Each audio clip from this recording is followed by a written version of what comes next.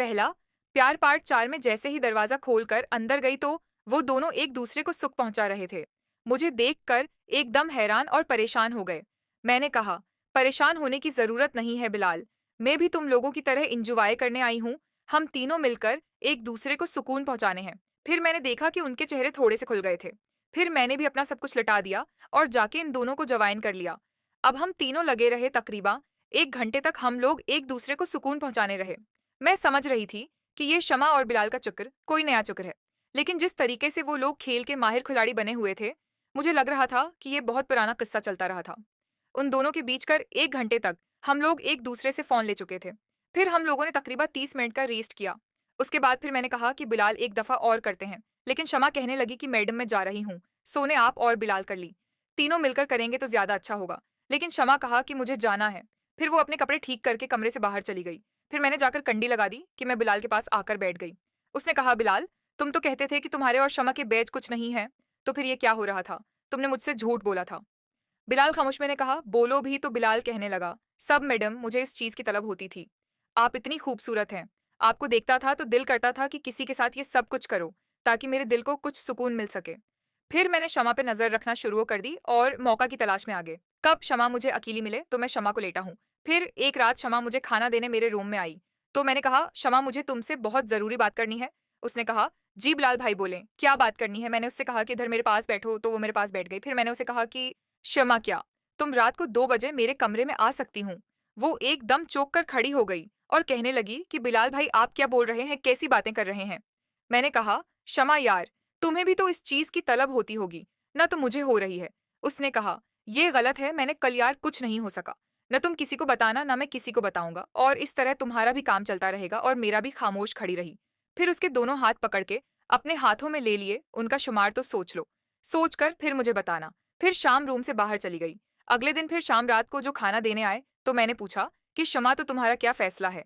तो शमा ने कहा कि बलावल ने काफी सोचने के बाद यह फैसला किया है कि मेरा ख्याल है कि तुम ठीक कह रहे हो। जैसे उसने ये लफ्ज कहे तो मैंने फुरा से पकड़कर अपने गले से लगा लिया। मैंने कहा, ये हुई ना बात, हम रात को 2 बजे तुम्हारा इंतजार करूंगा। और घर में खाना खाकर सो गया और मोबाइल चलाता रहा और तौबा का इंतजार करता रहा। जैसे रात के 2 बजे शाम अपने वादे के मुताबिक मेरे मियाँ की। और फिर हमने पहली दफा एक दूसरे को सुकून पहुंचाया था। वो मेरा भी पहली दफा था और शमा का मैं पहली दफा था, इसलिए हम दोनों को तकलीफ हुई थी।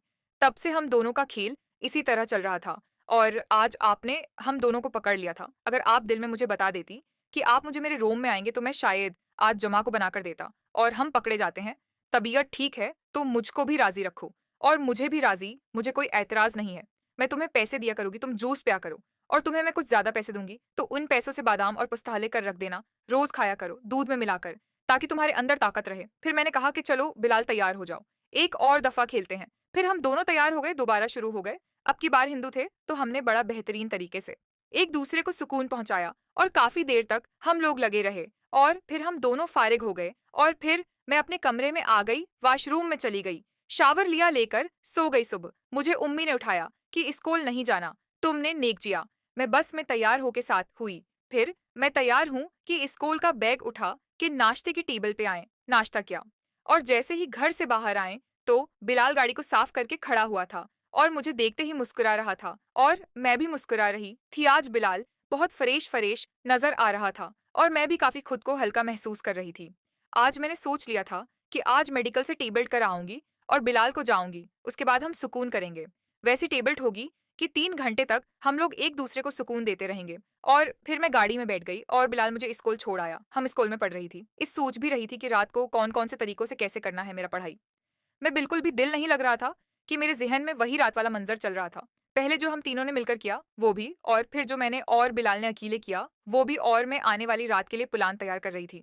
बिलाखिर मेरी क्लास खत्म होगी, 1 बज गया था, दोपहर का। मैं जैसे स्कूल के गेट पर आई, तो बिलाल पहले से गाड़ी लेकर खड़ा था। मैंने जाकर बिलाल को सलाम किया, बहलूल ने सलाम का जवाब दिया, फिर जाके गाड़ी में बैठ गई। करीम की शान पर चलो गर्मी ज़्यादा है तो आइस करीम खाते हैं। फिर बिलाल गाड़ी को आइस करीम की दुकान पर ले आया का बयान। हम गाड़ी में बैठे रहते हैं, यहाँ एक ऐसी चल रहा है, तुम जाके आइस करीम का बोल के आ जाओ, बल्कि लेकर आ जाओ। मैंने बिलाल को पैसे लिए भी ले जाकर आइसक्रीम लिया और गाड़ी में वापस आ गया। हम दोनों ने गाड़ी में बैठकर मजे से आइसक्रीम खाएं। आइस करीम खाने के बाद मैंने कहा, बिलाल तुम गाड़ी कहीं किसी मेडिकल पर ले चलो, मुझे कुछ दवाइयां लेनी है। फिर एक बड़े से मेडिकल पे गाड़ी ले आया था। तुम गाड़ी में हूँ, मैं आती हूँ। उसने कहा जी सुबह गाड़ी को भजवा रहा हूँ। जब था तब तक आप दवाई लेकर मैं सईदी मेडिकल पर गई और वो पर्ची पर लिखकर उस बंदे को पकड़ा दिया कि मैं शादीशुदा हूँ और मेरा मर्द बिल्कुल खत्म है। ज्यादा टाइम चलने वाली टी बेल्ट दे दो, फिर मुझे टी बेल्ट दें। उनका सबसे अच्छी वाली यही है कि उन्हें इससे अच्छी बात और है, जो ज्यादा चलती है मैंने वही वाली दे दो। मैंने वो पूरा पता ले लिया था 10 टेबलेट का। और फिर मैं गाड़ी में आकर बैठ गई और फिर हम लोग घर वापस आ गए। हमने खाना बनाया हुआ था, चेंज करके खाना खाया और फिर सोने के वक्त का पता ही नहीं चला और फिर रात भी होगी। हम रात के 2 बजे का इंतजार कर रही थी कि 2 बजे तो मैं विटामिन डी करबला के कमरे में जाऊं और खुलकर एंजॉय करेंगे। और फिर बिलाखिर रात के 2 बज गए हैं। नाजरीन कराम, इस कहानी का अगला पर देखने के लिए एक मेंट बॉक्स बॉक्स में पार्ट नेक्स्ट लिखें, वीडियो को लाइक कर दो, चैनल को सब्सक्राइब कर लें, क्योंकि ये मुकम्मल नावल आपको सिर्फ और सिर्फ इसी जगह पर मिलेगा। आप देखने वाले तमाम फेवर का शुक्रिया।